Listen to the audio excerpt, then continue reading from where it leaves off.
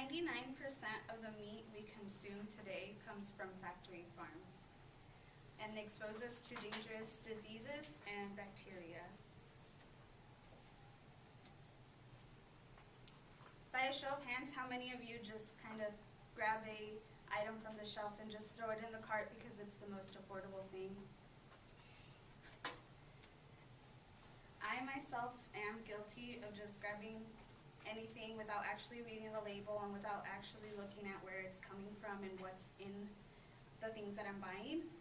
However, it has impacted my health as well as my family's health because of the things in the meat or in produce that is put while they are in factory farms.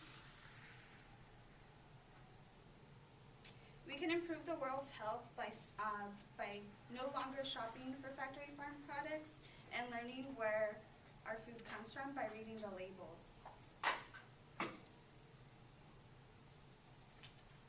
We can also request for our local grocery stores to stop carrying certain items like those on the shelves by signing a request letter and turning it into the managers at the grocery store.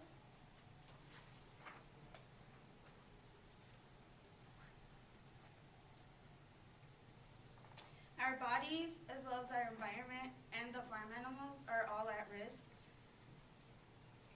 And a lot of us tend to look at one side of factory farming, which is usually the cruelty, small cages and them being put into dirty confinement areas. What goes into their bodies will also go into ours, and they can contain a lot of dangerous substances. Animals are fed a lot of antibiotics, and those antibiotics can cause resistance to certain diseases and more antibiotics because they will also go into our bodies. That is according to Linda Stark in her book, Trends That Are Shaping Our Future. Why would they be fed antibiotics in the first place? It's because they infest a lot of bacteria while they are in these such small spaced cage spaces. A lot of the times they stand knee deep in their own manure, causing E. coli in one animal and spreading between the others.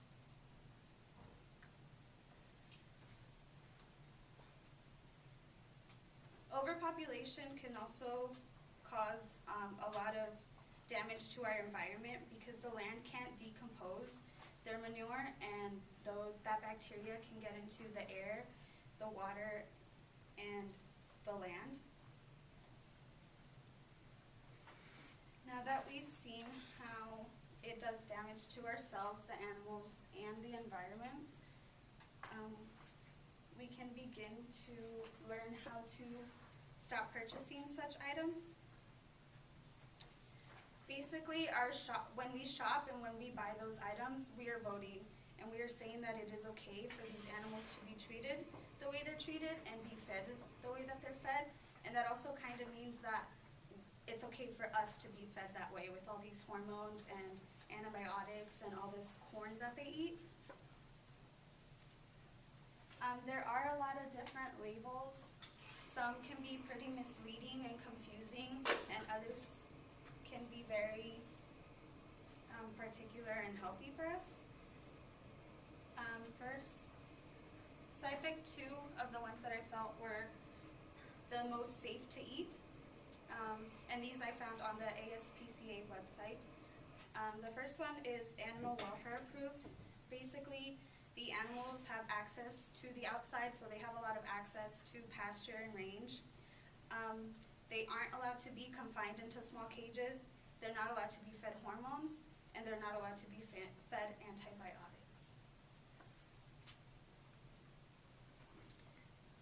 I also found Certified Humane, which lists all of the things that I actually just listed, but they have certain restrictions on pigs and birds. They are not required to be outdoor, but they are more strict on their indoor spaces, where they sleep, and what they are fed. Some of the misleading labels we actually see a lot of are free range. We think that that means that they can be outside all the time. However, it doesn't necessarily list the size of the space outside, the duration, or the quality. A lot of things that we also see are natural foods. Just because they say they're natural, it doesn't mean that they were raised naturally or fed all these natural things. It just means that the way the meat was processed was natural, meaning they don't put any antibiotics or anything like that after the meat was slaughtered. A lot of people might say that convenient food is a lot cheaper than eating healthy, so a lot of us will go through the drive-thru and we will go buy the cheaper things because that's what we can afford, and going organic and going to farms is a lot more expensive. However, they have reasonable reasons why the prices go up. They're sustainably grown. There's no hormones, pesticides, etc.